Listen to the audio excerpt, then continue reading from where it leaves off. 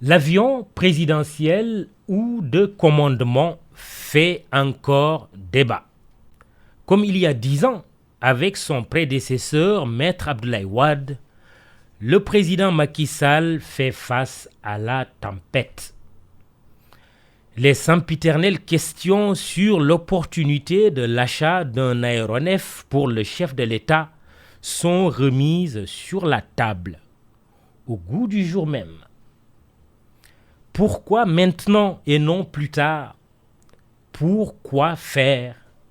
À quel prix?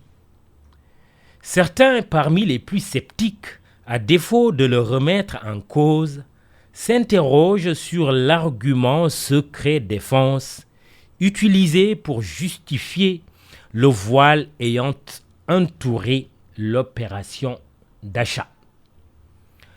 Des questions légitimes, surtout dans les démocraties modernes qui consacrent la transparence comme mode de gouvernance des ressources publiques.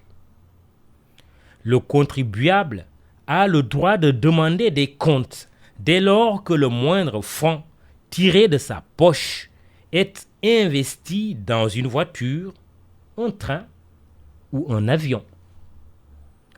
Or, c'est le cas aujourd'hui avec la polémique sur l'avion dit présidentiel. Un appareil de type A320 Neo tout neuf. La nouvelle, longtemps gardée secret, est tombée tel un couperet le lundi 24 mai, jour férié, chômé et payé pour raison de Pentecôte. Et c'est le porte-parole du gouvernement qui est envoyé au charbon, pour ne pas dire au pilotage de la communication. Le communiqué du ministre. La République du Sénégal réceptionnera le 16 juillet 2021 auprès de la compagnie Airbus un nouvel avion de commandement présidentiel A320 Neo 9 en remplacement de l'appareil A319 fabriqué en 2001, acquis en seconde main en novembre 2010 et mis en service en mars 2021. Pour ceux qui ne comprennent pas encore le communiqué, c'est simple. Il y eut la flèche des Almadies de Senghor. Ensuite arriva la pointe de Sangomar qui accompagna les 19 ans de Diouf et une partie des années Wade. Et vint par Wade la pointe Sarène dont hérita Sall qui vient de décider à son tour de ranger le vieil appareil au musée des archaïsmes. La lecture du communiqué du ministre porte-parole du gouvernement amène à poser la question suivante.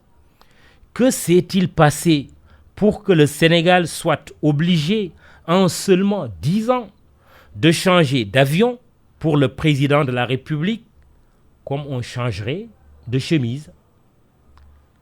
L'A319, acquis en seconde main en 2011, sous la présidence Abdoulaye Wade, était-il déjà vétuste? Les 20 milliards de francs CFA annoncés officiellement comme étant le prix de l'avion alors utilisé par le président français Nicolas Sarkozy se justifiaient-ils pour un tel aéronef? Erreur de jugement. N'aurait-il pas été plus judicieux d'acquérir un nouvel appareil à l'époque? Avec le recul, oui. Mais que n'aurions-nous pas dit? Le même questionnement accueille l'arrivée prochaine du nouvel avion de commandement présidentiel. Son prix d'achat de 57 milliards donne de l'urticaire à de nombreux acteurs politiques et de la société civile. Normal, à chacun son rôle.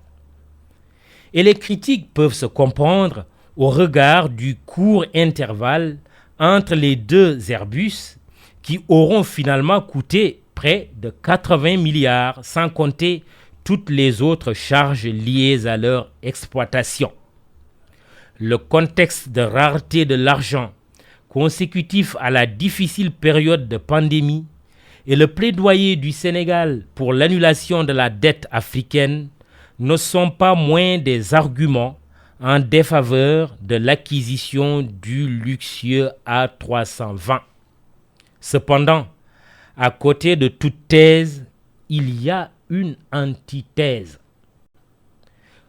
Pour légitimes que soient les interrogations sur l'opportunité de la dépense et les exigences de transparence exprimées, il est à reconnaître qu'un avion présidentiel n'est pas un luxe, encore moins un jouet. C'est une question de souveraineté, de rang, de prestige, de sécurité surtout du président de la République et de sûreté de l'État. S'y ajoute que le chef de l'État ne sera pas le seul passager de l'avion. D'autres vont l'emprunter. Loin d'être un jet privé, l'appareil est plutôt un bien public que le propriétaire, l'État du Sénégal, met à la disposition du président de la République. Le 16 juillet, la République réceptionnera son nouveau bijou. Remarquez qu'on sera à 2 jours près du 14 juillet, fête nationale de la France. Le 16 juillet et non le 14, les symboles sont ainsi saufs. Heureusement. Bienvenue à bord. Décollage imminent.